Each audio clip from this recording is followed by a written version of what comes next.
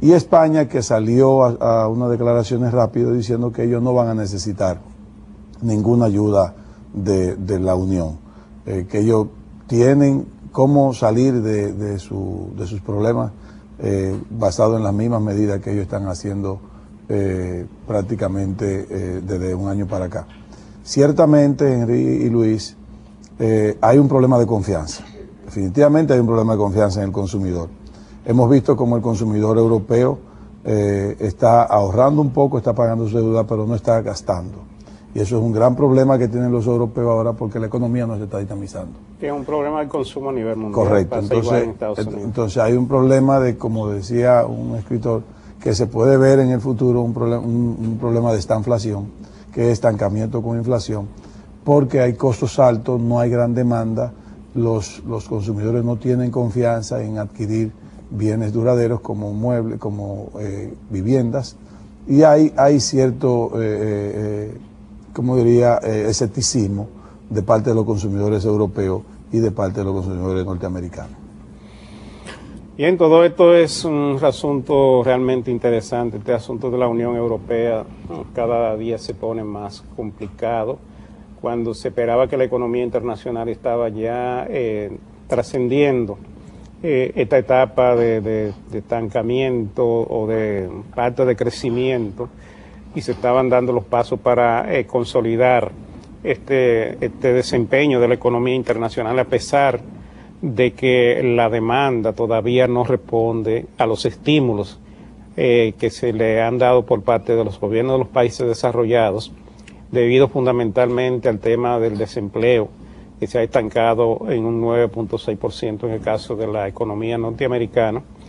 Sin embargo, se esperaba que si se mantenía el crecimiento como venía ocurriendo, pues estos elementos pudieran mejorar en el futuro, y sobre esa base podríamos tal vez pensar que la demanda de la economía más importante del mundo, que es la de Estados Unidos, podía dinamizarse, y sobre esa base las economías, y sobre todo lo que tenemos más relaciones con Estados Unidos, podríamos también mejorar nuestro desempeño.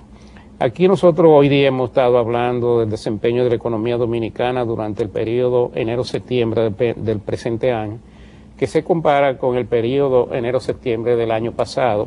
Estamos viendo que el crecimiento fue de un 7.6%, bastante destacado con respecto a lo que se esperaba hace unos meses.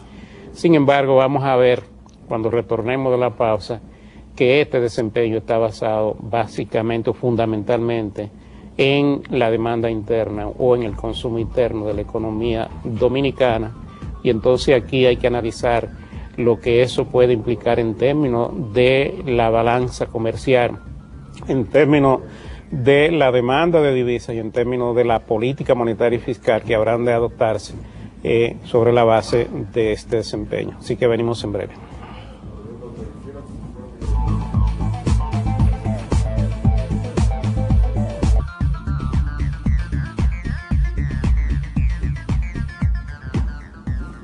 Bien, estamos de regreso con la agenda económica del día de hoy. Segunda parte, vamos a arrancar, como lo planteó Luis antes de la pausa, el tema del crecimiento, para algunos sorprendente, de la economía dominicana durante el tercer trimestre del año. Recuerden que durante el primer semestre, motivado básicamente por el fuerte incentivo fiscal a través de gasto público, en el caso de la República Dominicana, se había logrado un crecimiento de un 7.5% en comparación con el año pasado, y muchos estaban descontando de que durante el segundo semestre íbamos a registrar cierta desaceleración del crecimiento de la economía, y sin embargo, con la publicación del Banco Central, vimos que lejos de desacelerar, inclusive el crecimiento en el tercer trimestre, si lo aislamos, creció a un 7.8%, con lo que durante esos 9 primeros meses del año, el crecimiento reportado por el Banco Central alcanza un 7.6%, que obviamente necesita que hagamos una serie de comentarios. Para recordar, durante el primer semestre el crecimiento que exhibe la economía dominicana es muy parejo por sector. Obviamente, parte del acuerdo con el Fondo Monetario Internacional era dedicar sumas importantes en la reactivación de la economía a través de un gasto público, básicamente inversión en construcción. Y dicho de paso, este sector durante el primer semestre había crecido un 15.2%, cuando otros sectores crecían, vamos a decir, muy cercano a la media de la economía. Telecomunicaciones un 7.8%, finanza un 9.7%, los otros servicios un 6.3%, la agricultura un 7.8% y las industrias, incluyendo zona franca, un 7.2%, o sea que llevaba un crecimiento, vamos a decir, bastante homogéneo y que mostraba realmente un buen equilibrio. ¿Qué pasa en el tercer trimestre para poder llegar a registrar esta aceleración del crecimiento? Es ahí donde es interesante que volvemos a un esquema que se parece más al año anterior, en el cual algunos sectores están teniendo un crecimiento muy fuerte, como es el caso de comunicaciones, mientras ya otros sectores, tal como mucha gente lo habrá sentido, ya empiezan a mostrar cierta reducción en su crecimiento. El sector de la construcción todavía ha permitido un aporte importante al crecimiento por una razón muy sencilla, que yo creo que se puede explicar fácilmente: el hecho de que arrancó un poquito tarde el paquete de incentivo a la economía y todavía algunas inversiones que se iban a realizar durante el primer semestre se realizaron en el tercer trimestre, por lo que después de haber crecido un 15.2% el sector construcción durante el primer semestre, en el tercer trimestre, nuevamente trimestre aislado, creció un 12.15%, que si bien una pequeña reducción todavía es un crecimiento muy vigoroso que en gran parte explica el fuerte crecimiento de la economía. Ahora, donde sí hay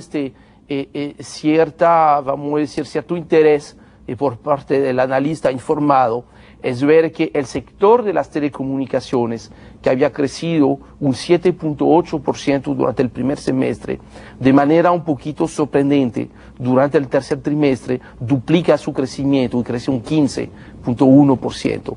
Que tomando en cuenta que es un sector que es el sector que mayor ponderación, mayor peso relativo tiene en la ecuación del cálculo del PIB, obviamente esta superaceleración del crecimiento de las telecomunicaciones está teniendo, vamos a decir, un apoyo determinante en lo del crecimiento, ya que los otros sectores repiten su desempeño, que es el caso del sector financiero, que mantiene el mismo 9.7% que registró durante el primer semestre, pero los otros sectores ya empiezan a mostrar lo que se esperaba de la economía, que era, sigue creciendo, pero a un ritmo menor. En el caso de las actividades de servicios fuera de comunicación y finanzas, después de crecer un 6.3% en el primer semestre, se reduce a un 5.1% durante el primer trimestre, pero donde el ajuste más se ha sentido, el caso de la agricultura, que pasa a 7.8%, apenas 1.3%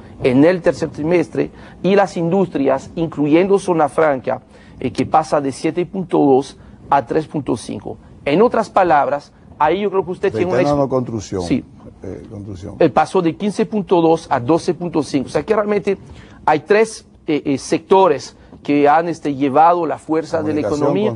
Telecomunicaciones, que inclusive aceleró mucho su crecimiento, y me sorprendió un poquito la cifra. Finanza, yo no tengo problema. Construcción, no tengo problema. Y el resto de la economía, yo sé que se tomó la gente dijo, pero caramba, yo siento que mi economía se ha reducido, la economía que se reporta se ha acelerado. Yo creo que ahí tengo una explicación muy clara. A los sectores con los cuales probablemente la mayoría de la gente se está relacionando y que nos ve esta noche: servicio creció un 5.1, agricultura 1.3, industria un 3.5, que yo creo que es conforme a lo que se esperaba de la economía, pero obviamente en la cifra macro, eso ha sido, esta desaceleración del crecimiento ha sido compensada por el fuerte crecimiento